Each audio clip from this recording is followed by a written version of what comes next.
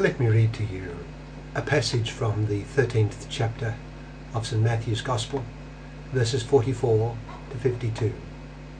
It's the Gospel for the 17th Sunday of Ordinary Time, Year A.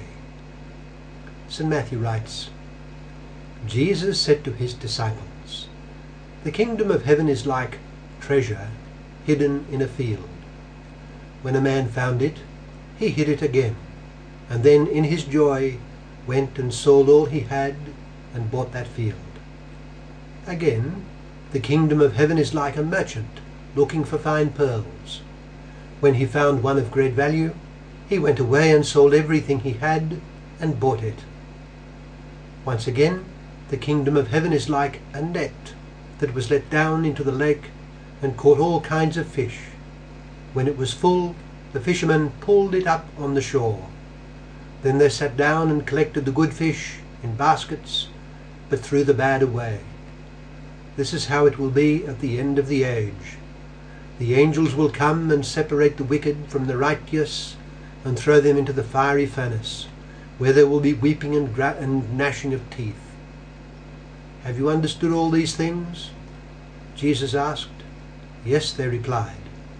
He said to them, "Therefore every teacher of the law who has been instructed about the kingdom of heaven is like the owner of a house who brings out of his storeroom new treasures as well as old." That's from Matthew chapter 13, verses 44 to 52. It speaks of Christ, and I would suggest Christ in Christian marriage. What do I mean? Well, one of the most beautiful things in the world is rightly ordered human love.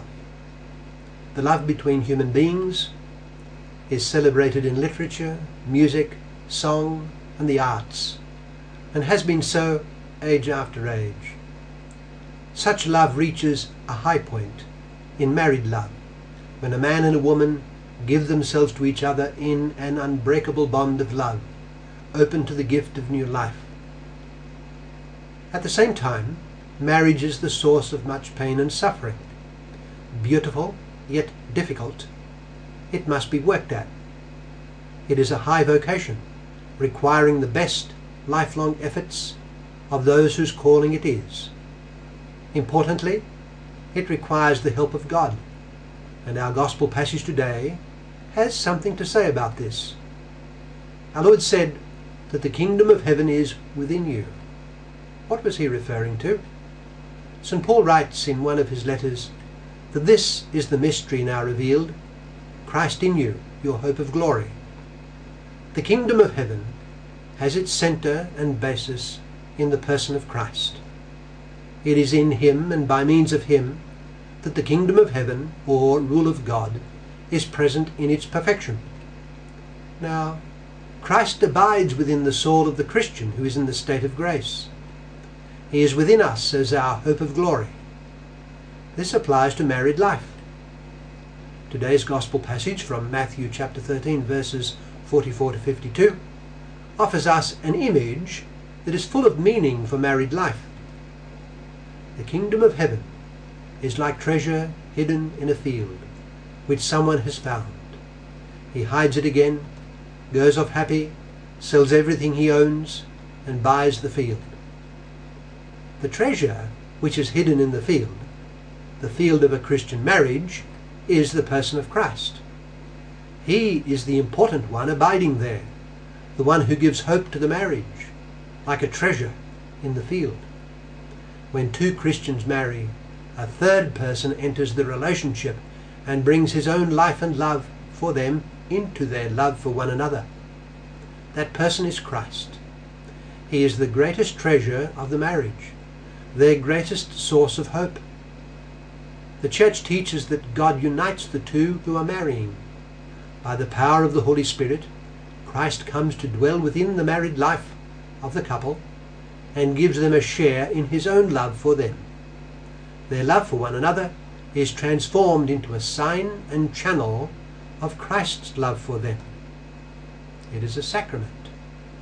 That is to say, their love becomes something much greater than simply a mutual human love. It is made into a sacrament of Christ's love. Christ is the bridegroom of the church. In uniting the church to himself, he imparts to the church a share in his own divine life and love. In a parallel way, and as part of this communion between Christ and his church, the same conferral of Christ's life occurs in a Christian marriage when the spouses are in the state of grace. They share Christ's life and love, enabling them to love one another with a share in the love with which Christ loves them. Because of their joint union with Christ, they become channels of Christ's love and life to one another, and the divine grace which they impart to one another in their life of mutual love will mutually sanctify them. It will lead them on to holiness and transform them more and more into the likeness of Christ, provided they live according to this grace. And because of this, they themselves become an image and symbol to others of the union of Christ with the church. This represents their primary apostolic mission to others, to show forth the love of Christ. If this great promise is to blossom, every married couple must recognize the treasure that is hidden in the field of their married life, the pearl of great price that has been given to them. It is Christ in you, your hope of glory. Christ in each of you, and in your married life, your hope of glory. Their work is to make Christ the center and soul of their married life, their daily inspiration, their source of hope. Christ must not be forgotten in what we might call the dust and grime of daily life. He it is who makes of a humdrum life a thing of beauty. He makes the ordinary life a life of grandeur, provided we live for him and according to his word and his will. Let every married couple then make Christ their daily treasure and the treasure of their children. It means living daily in his presence together as man and wife, praying to him, constantly asking his help in living up to their vocation. It means following a true plan of life in the pursuit of holiness, knowing that Christ constantly dwells in their midst as their bond of unity. Every family has a model. For the Christian family, it is the Holy Family. Mary and Joseph were incomparably jewels of spiritual beauty, and they had in their midst the star of all stars, the ineffable one, Jesus Christ. By virtue of the sacrament of matrimony, he, the same Jesus Christ, abides in the heart of every Christian family in order to sanctify the family and each member of it. Christ is the treasure in their field, their pearl of great price. Let each Christian family make it their work in life to allow Christ to reign in their hearts and to bring him who is the Redeemer of man to their environments in the world of daily life.